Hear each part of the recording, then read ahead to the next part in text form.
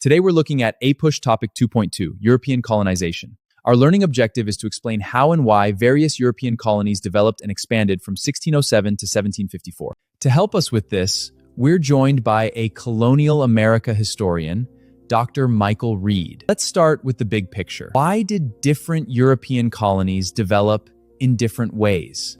The biggest reason is that European countries had different goals. Spain focused on wealth and control.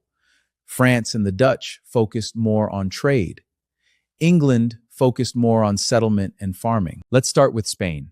The CED says Spanish efforts focused on extracting wealth and building institutions based on subjugating native populations. What does that mean? It means Spanish colonies were built to extract wealth.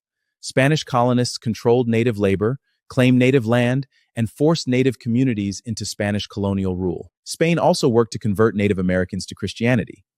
And over time, Spanish colonies incorporated Native Americans and free Africans into Spanish colonial society, but often unequally. So Spain developed colonies through wealth extraction, Catholic conversion, and control over native populations. That is the pattern students should remember. Now let's compare that with the French and Dutch. The CED says their colonial efforts involved trade alliances and intermarriage with American Indians. Why was that different? French and Dutch colonies usually had fewer European settlers than English colonies. Because of that, they often depended on Native American communities for trade, diplomacy, and survival. They built economic and diplomatic relationships with American Indians, especially through the fur trade. Native peoples traded furs and other products that Europeans exported to Europe. So the French and Dutch expanded differently because trade was central. They needed relationships with native communities, not just land for large farms. Now let's move to English colonization. The CED says English colonies attracted a comparatively large number of male and female British migrants. Why does that matter? That matters because English colonies became settler colonies.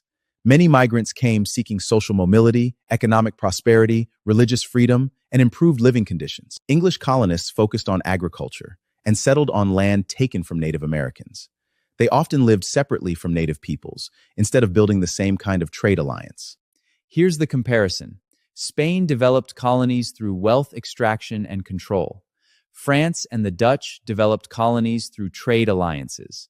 England developed colonies through migration, farming, and settlement. For APUSH, explain the process.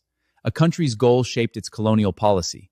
Then that policy shaped Native American relations, labor systems, and colonial society. For example, English colonies developed around agriculture because many British migrants wanted land, economic opportunity, and permanent settlement. So let's return to the learning objective. Explain how and why various European colonies developed and expanded from 1607 to 1754. Remember this pattern. A certain country used control, conversion, and labor systems. Two other countries relied on trade alliance. A third country expanded through migration, farming, and taking native land. If you remember one thing, remember this. Different European goals created different colonial societies. That is the key to Topic 2.2.